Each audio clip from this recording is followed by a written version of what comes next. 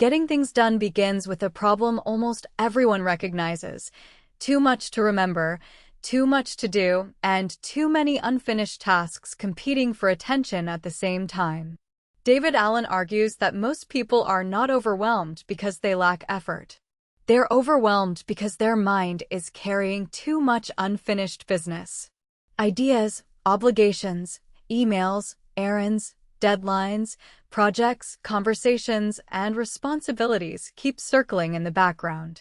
Even when you are trying to focus on one thing, another concern appears.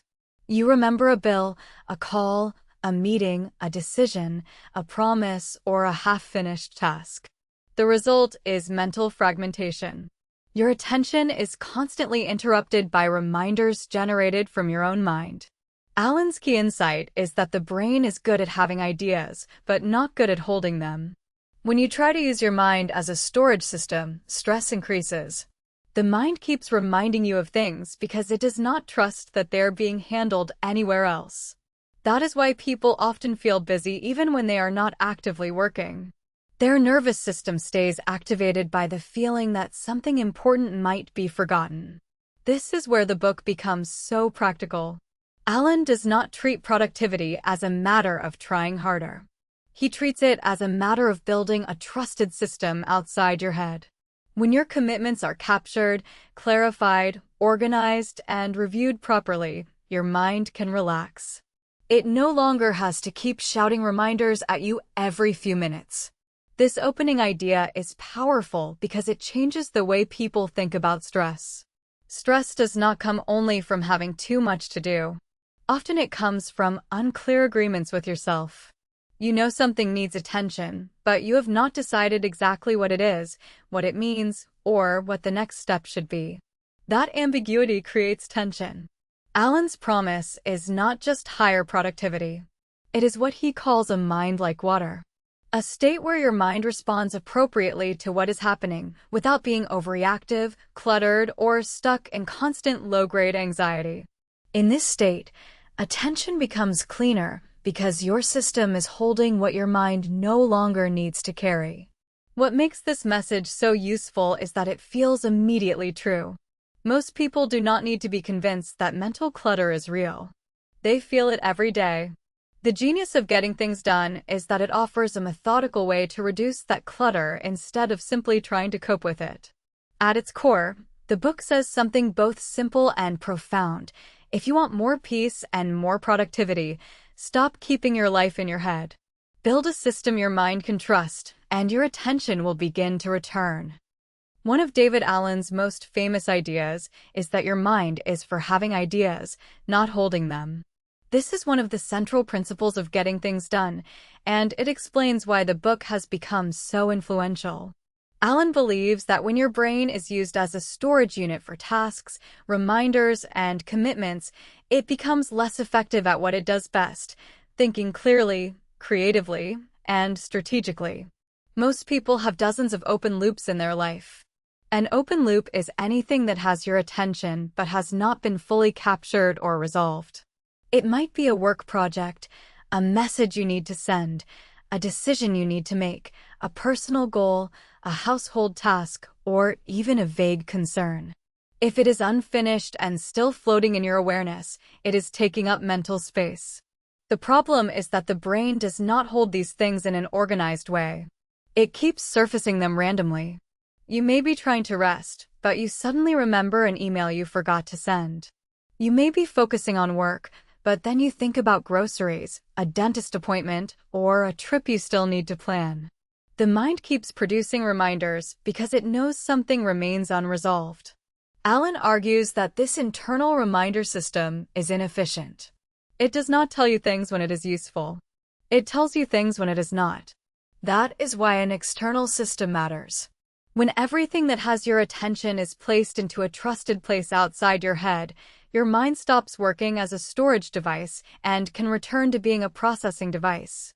This principle matters because many people think productivity begins with working harder or becoming more disciplined. Allen says the first step is lighter than that, but also deeper. Get things out of your head. Capture everything that has your attention. Empty the mind so it no longer has to keep everything alive through repetition. There is also a psychological relief in this.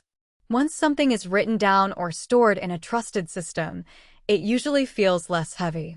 Not because the task disappeared, but because the burden of remembering has decreased. The practical lesson is straightforward. Do not rely on memory for anything that matters. If it has potential relevance later, capture it. If it represents a commitment, capture it. If it keeps popping into your head, capture it. The more complete your external system becomes, the more mental clarity you gain. Allen's deeper message is that clarity begins when the mind is freed from unnecessary load. You become more focused not by forcing concentration, but by removing the clutter that keeps interrupting it. In that sense, getting things done is not just about productivity. It is about cognitive freedom. The less your mind has to store, the more power it has to think. The first major behavior in the GTD system is capture. David Allen says that if something has your attention, it belongs in a trusted capture point, not floating around your mind. This includes tasks, ideas, reminders, errands, projects, obligations, and loose commitments of every kind. This step sounds simple, but it is much more important than it first appears. Most people do not realize how much energy is consumed by vague, unfinished thoughts. Even small items create drag when they remain uncollected. A message you need to answer, something you need to buy, an idea for later, a conversation you should have, paperwork on your desk, and an unfinished decision all create subtle mental tension. Allen's solution is total capture. Create inboxes where incoming stuff can land.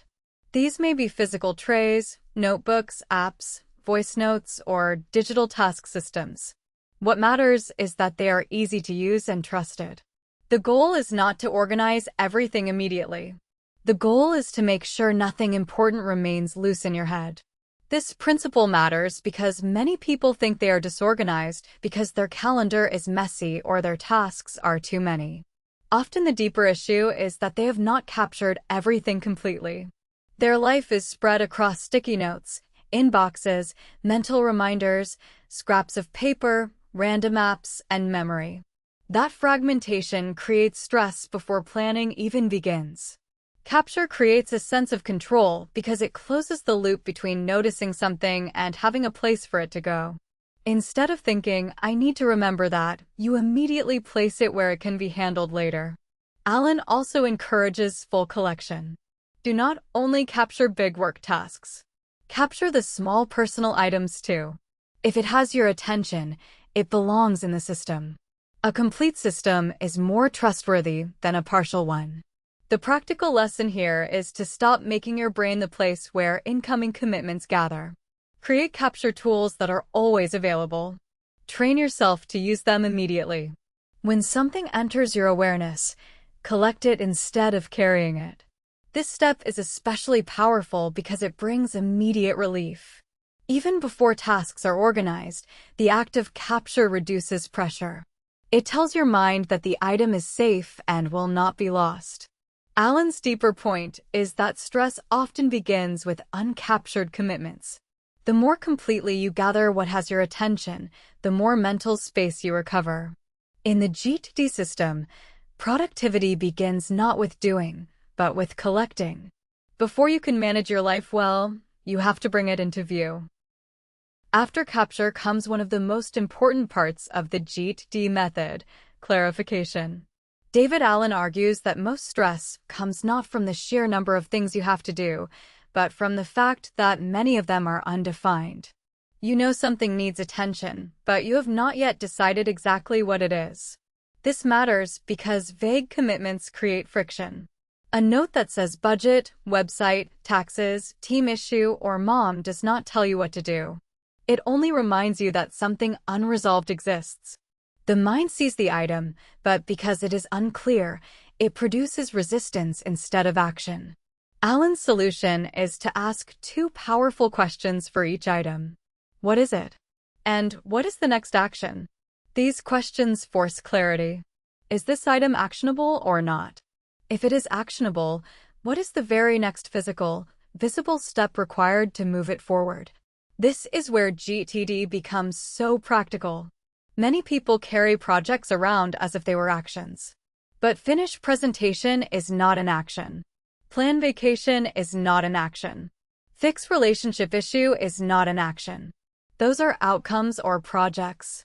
Until you decide the next action, your brain still feels uncertainty. Allen insists that the next action must be concrete. Not think about budget, but open bank statements. Not work on proposal, but draft outline for proposal. Not deal with contractor, but call contractor about kitchen estimate. The more specific the next step, the easier it becomes to begin. This principle is powerful because starting is often the hardest part of productivity. And starting becomes much easier when the action is clearly defined. Ambiguity creates avoidance.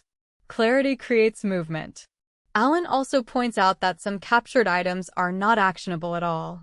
They may be reference material, future possibilities, or things you have consciously decided not to act on right now. Clarifying this is just as important. An item should not continue floating around ambiguously. The practical lesson is simple. Do not allow captured items to remain vague. Process them. Decide what they mean. Decide whether they require action. If they do, define the next step precisely. This section is one of the great strengths of the book because it turns overwhelm into decision. Instead of staring at a giant pile of unclear obligations, you turn each one into something understandable. Allen's deeper message is that the path from stress to control runs through clarity. You do not need to solve your whole life at once. You need to decide what each thing is and what the next action is. Once that happens, mental resistance begins to drop and forward movement becomes possible. If there is one idea in getting things done that changes how people approach productivity forever, it is the next action concept. David Allen believes that progress stalls not because projects are too hard, but because people fail to identify the next visible step. Most people are surrounded by projects, responsibilities, and outcomes they want to achieve. But outcomes alone do not produce motion. The mind gets stuck when it sees only something large and unfinished. That is why next actions matter so much. They translate intention into behavior. Allen defines a next action as the very next physical, visible thing you can do to move something forward. It must be concrete. This is crucial. The action cannot be abstract, emotional, or vague. It should describe something you could actually do in the real world. For example, a project like Launch Podcast is too broad to act on directly. The next action might be choose recording software, email designer about cover art, or write first episode outline. Once the action becomes visible, momentum becomes much more likely. This principle matters because the human mind resists ambiguity. If a task is undefined, it feels heavier than it really is. That leads to procrastination. But when the next action is clear, the task feels smaller and more approachable. Allen's system repeatedly pulls you back from the level of the project to the level of physical execution. What can be done now? What can be done next? This is where clarity becomes movement. The practical lesson is to stop asking only what needs to get done and start asking what the next action is. That question is useful in work, personal life, relationships, and even difficult emotional situations. It shifts attention away from overwhelm and toward movement.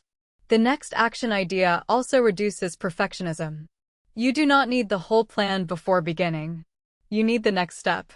Once that step is completed, the next one often becomes obvious. This is especially powerful for complex projects because it allows them to be handled without mentally carrying the entire project at once. The system holds the project, but your action list holds what is immediately doable. Allen's deeper point is that productivity is built in behavior, not intention alone. Real progress happens when desired outcomes are translated into physical next steps.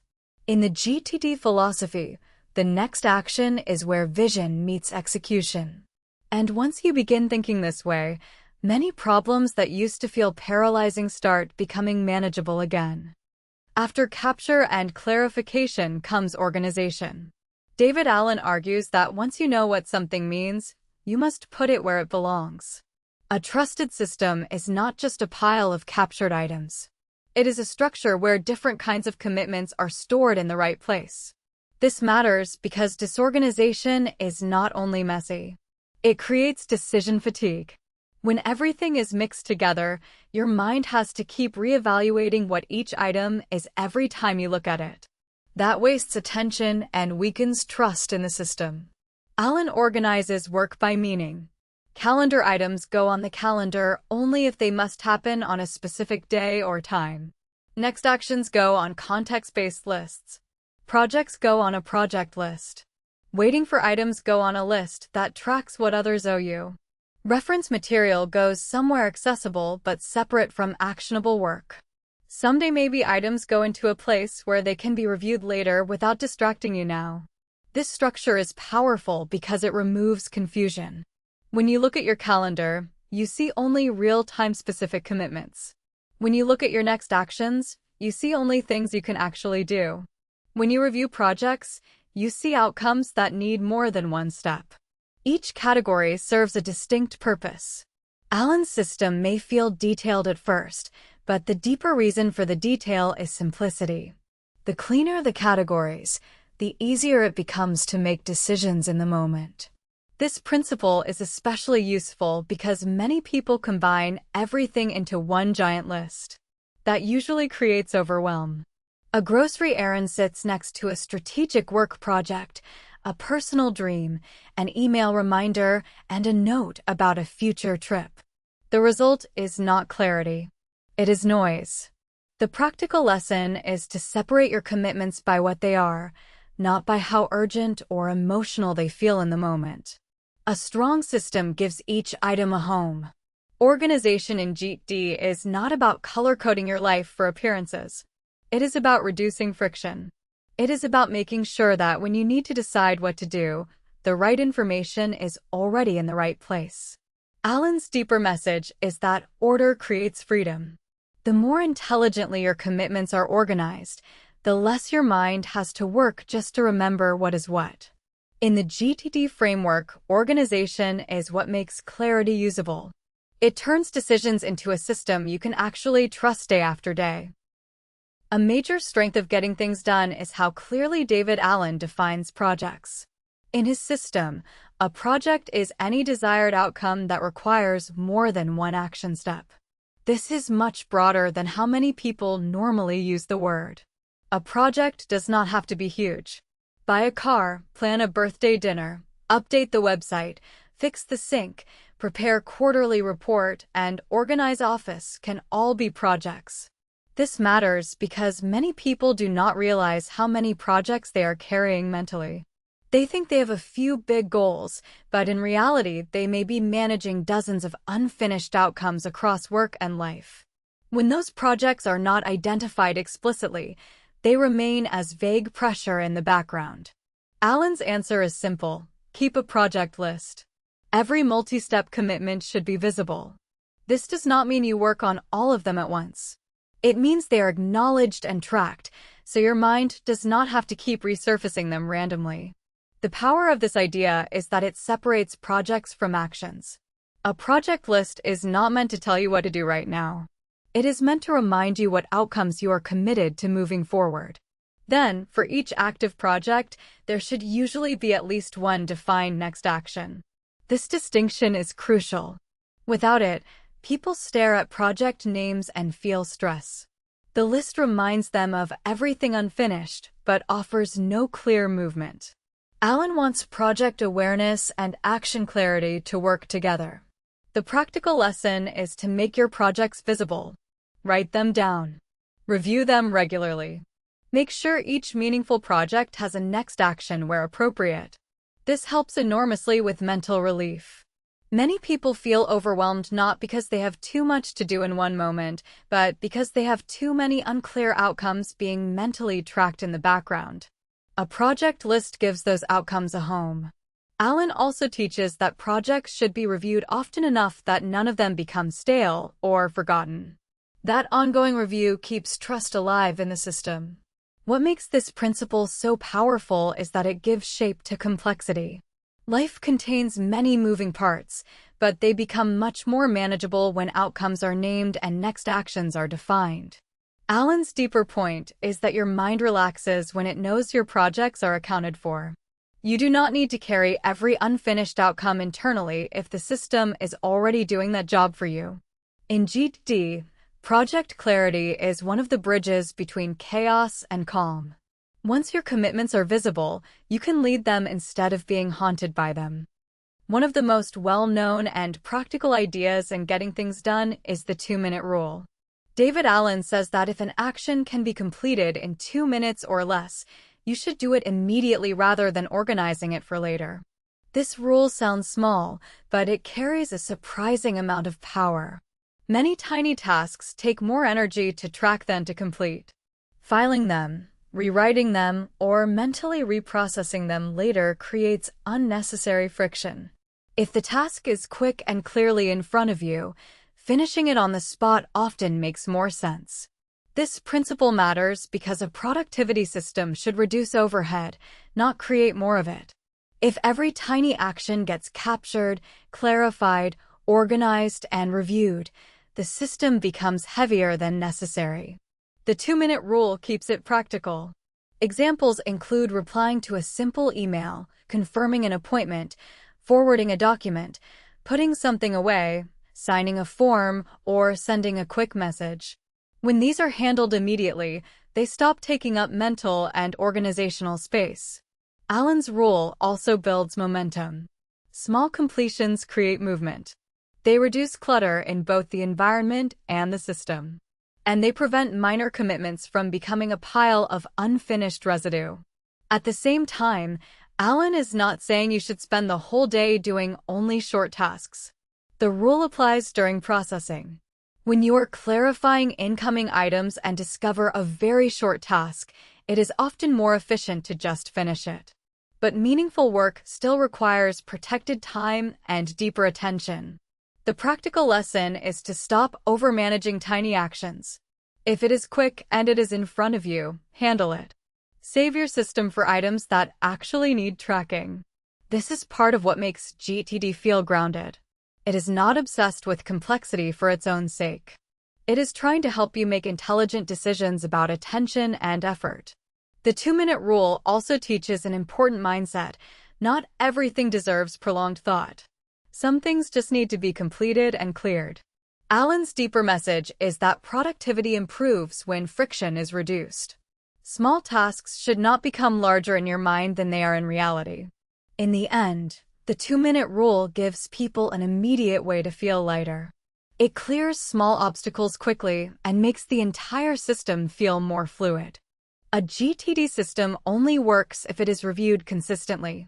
This is one of David Allen's most important points, and it is where many people fail when trying to adopt the method. They capture and organize for a while, but then stop reviewing. Once that happens, trust in the system begins to collapse. Allen says the system must be kept current in order for your mind to rely on it. If your lists are outdated, if projects are stale, if waiting for items are forgotten, or if inboxes are full of unprocessed material, your brain will start pulling everything back into active memory.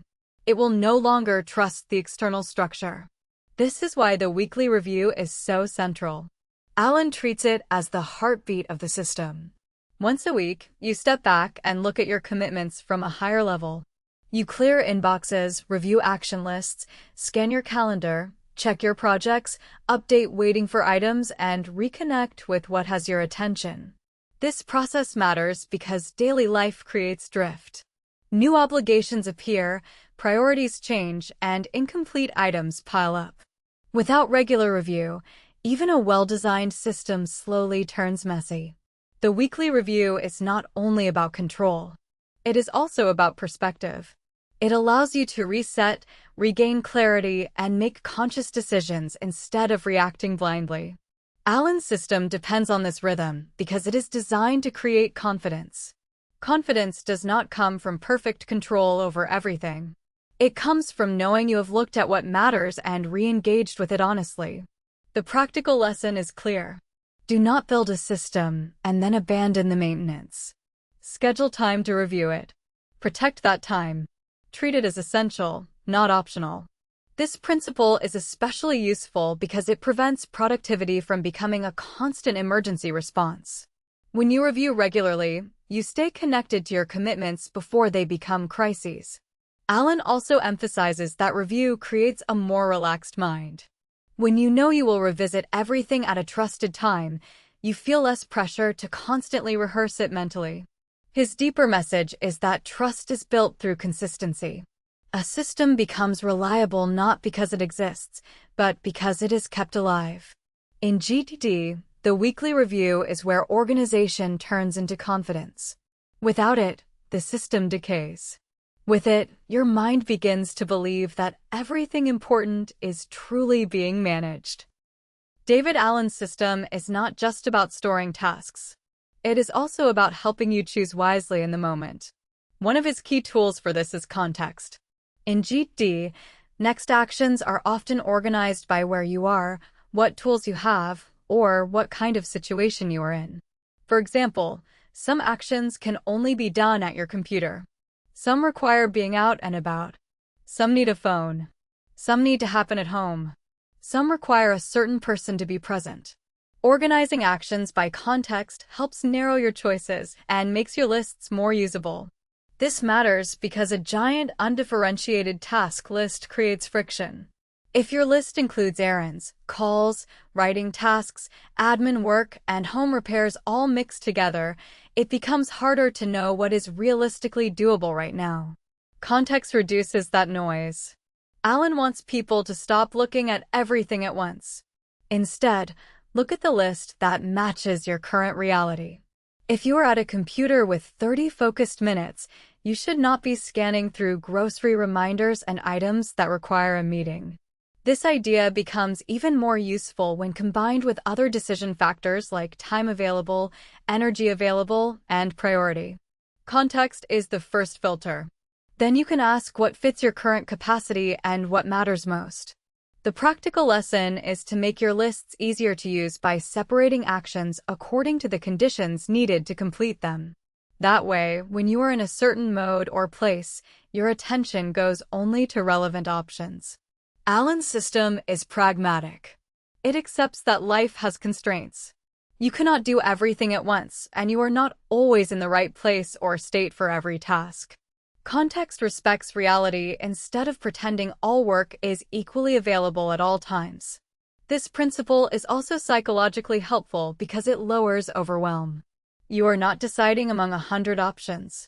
You are deciding among the few that make sense now. What makes this powerful is that it turns action lists into decision support tools rather than just storage bins. Allen's deeper point is that productivity should reduce friction at the moment of choice. A good system does not merely remind you what exists. It makes it easier to act appropriately in real conditions. In GTD, context turns lists into something alive and useful, helping you move through the day with more ease and less indecision. A very smart feature of getting things done is the waiting for list. David Allen understands that a large part of modern life depends on other people. You may be waiting for approvals, replies, files, callbacks, deliverables, decisions, or commitments that must come from someone else before you can move forward. Most people either forget these dependencies or keep tracking them mentally. Both approaches create stress. If you forget them, projects stall. If you track them in your head, your mind keeps resurfacing them at inconvenient times. Allen's solution is to create a dedicated waiting for list. Whenever something has been delegated, requested, or handed off, it goes there. That way, you know what is pending and from whom.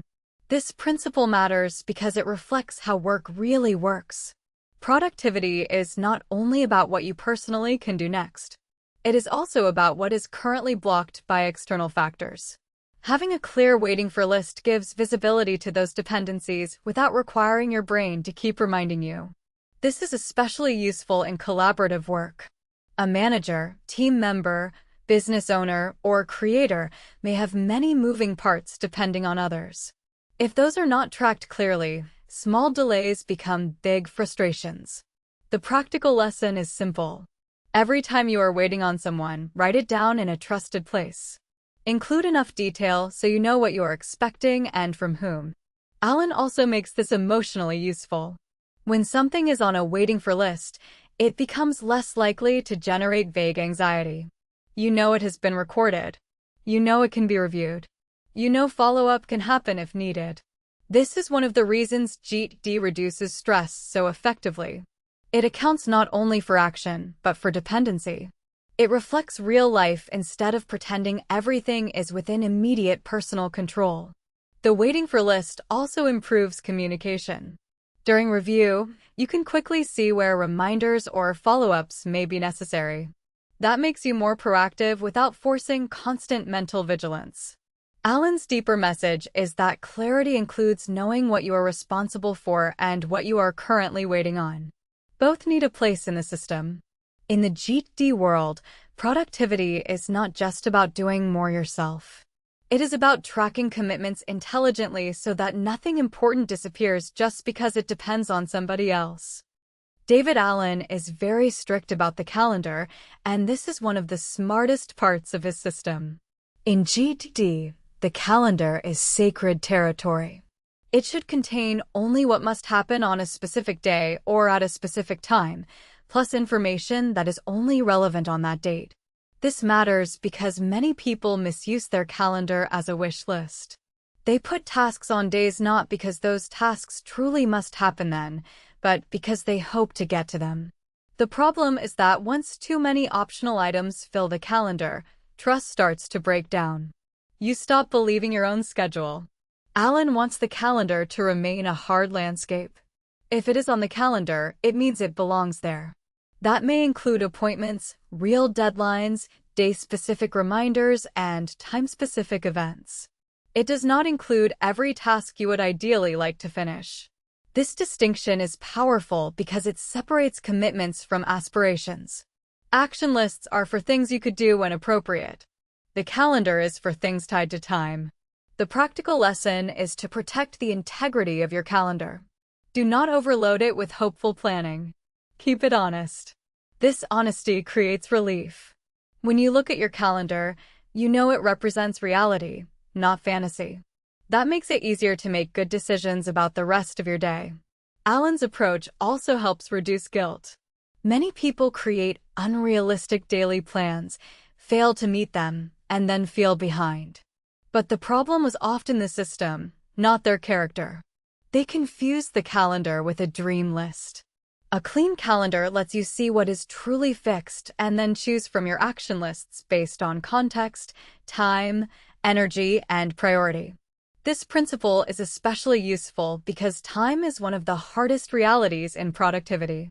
A trusted system should make time clearer, not more confusing. Allen's deeper message is that the more honest your tools are, the less mental friction you carry. A trustworthy calendar creates confidence because it reflects actual commitments. In GTD, the calendar is not a place to dump good intentions. It is a precision tool. And when used properly, it becomes one of the clearest anchors in an otherwise complicated life. Although Getting Things Done is famous for its practical task management system, David Allen also introduces a broader idea, different horizons of focus.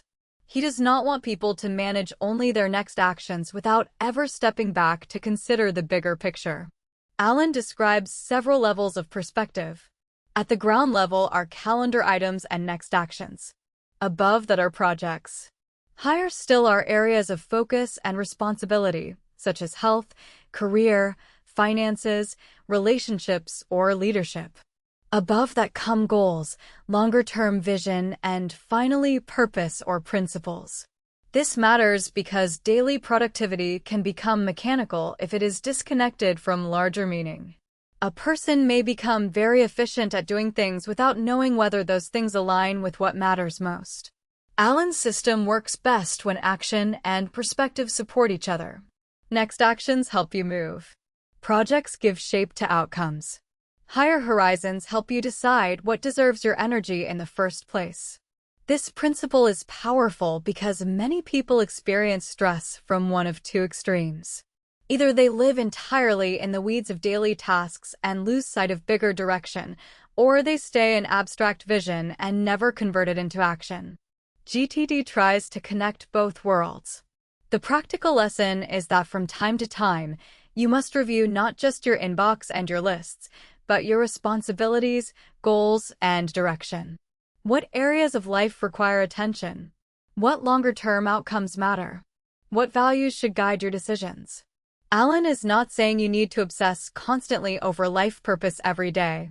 He is saying that a complete system should make space for both execution and perspective.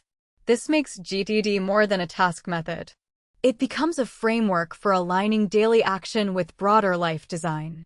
The higher horizons are also calming because they give context to the endless stream of work. When you know why something matters, it becomes easier to commit energy to it. And when you see that something no longer aligns with your priorities, it becomes easier to let it go.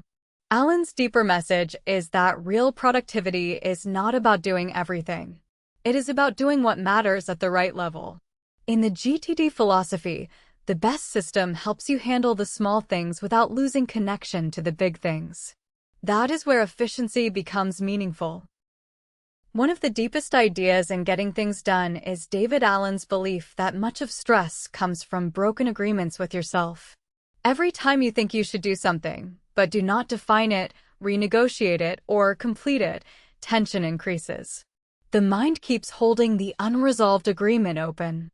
This is a powerful way to understand stress because it shifts the focus away from external volume alone.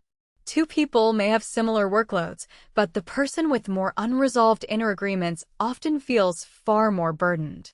An agreement with yourself might be something as small as clean the garage or as big as change careers. The size is not the key issue. What matters is that you have some level of internal commitment, but no clear resolution. If the commitment remains vague, the mind keeps producing pressure. Allen argues that there are only a few ways to reduce this stress. You can complete the agreement. You can clarify and organize it into a trusted system. Or you can consciously decide not to do it. But leaving it undefined creates psychological drag.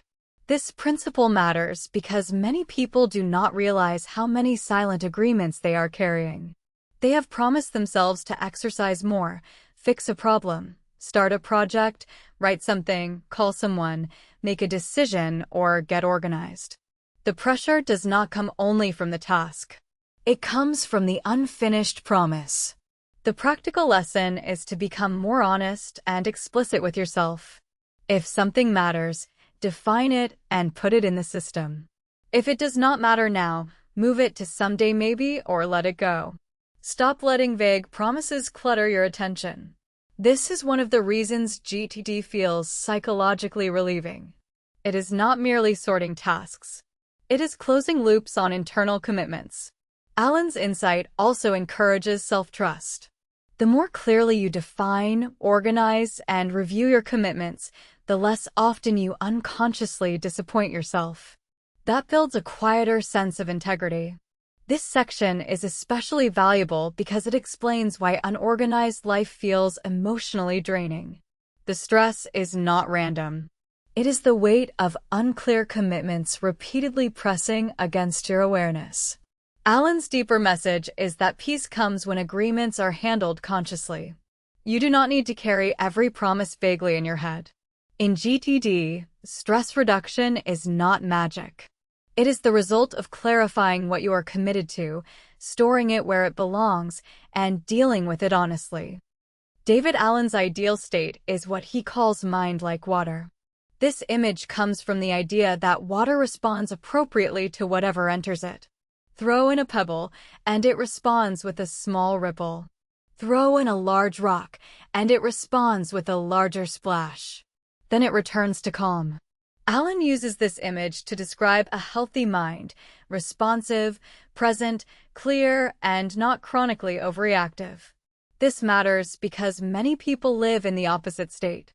Their mind is cluttered, distracted, tense, and constantly pulled by unfinished loops. Small things feel bigger than they should because the system underneath is already overloaded. A trusted GTD system helps restore appropriate response. When your commitments are captured, clarified, organized, and reviewed, your mind does not have to treat every reminder like an emergency. It knows there is a place for everything. That trust creates calm. This idea is powerful because it reframes productivity as a path to mental freedom, not just task completion. The goal is not to become a robot who processes lists endlessly. The goal is to create enough external order that the mind can become more present, creative, and at ease. Mind like water is also about appropriateness. Not every problem deserves the same emotional intensity. When the system is trusted, you can respond based on the actual nature of the situation, rather than from generalized overload.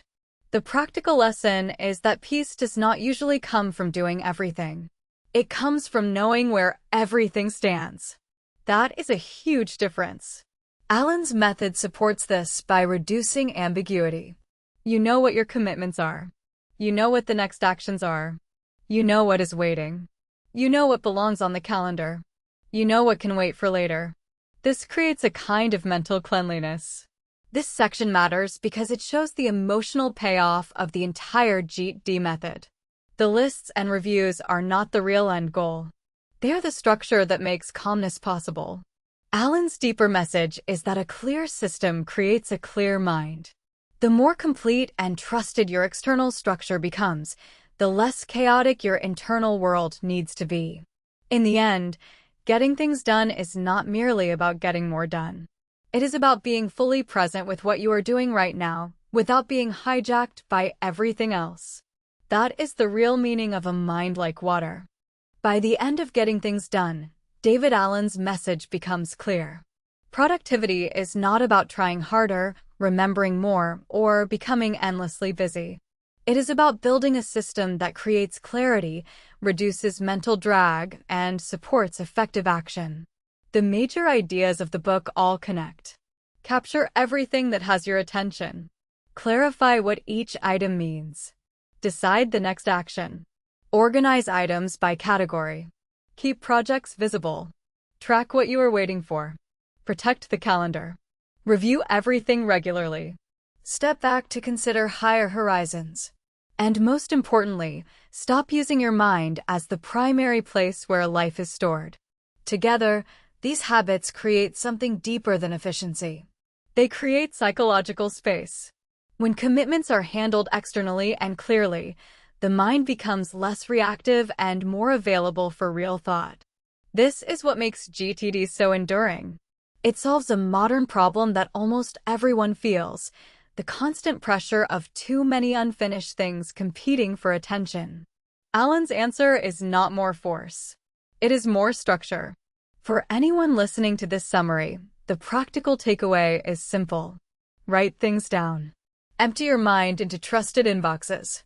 Clarify what each item really is. Turn projects into visible outcomes and next actions. Review your system often enough that your brain believes in it. Protect the difference between what is actionable now and what belongs elsewhere. You do not need to build a perfect system overnight. But you do need to start removing the burden of trying to carry your whole life in your head. Every captured item, every clarified next action, and every honest review reduces friction. The bigger lesson is that clarity creates momentum. When you know what something is and what to do next, resistance falls. When the system is trusted, stress drops. When stress drops, attention improves. In the end, getting things done is really about conscious engagement with commitments. It is about replacing vague pressure with clear decisions. It is about moving from mental clutter to external order. And it is about creating a working life where your attention can finally return to what matters instead of being scattered by everything unfinished. That is the final power of David Allen's method. Clear space. Define action. Trust the system. And let your mind become free enough to think, create, and live with much more calm.